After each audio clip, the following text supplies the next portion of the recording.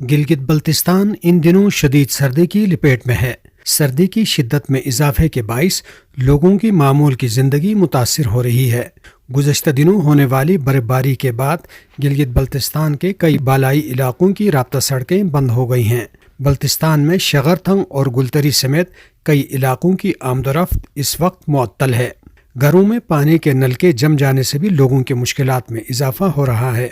ادھر اہم سیاحتی مقام منڈھوکا میں واقع بلند آبشار کا پانی بھی جم گیا ہے۔ ان دنوں کیونکہ دن کا زیادہ درجہ حرارت بھی کم ہو کر 4 ڈگری رہ گیا ہے، جس کے باعث لوگوں کو رات دن گھروں کو گرم رکھنے کے لیے انگیٹھی اور بخاری کا استعمال کرنا پڑتا ہے۔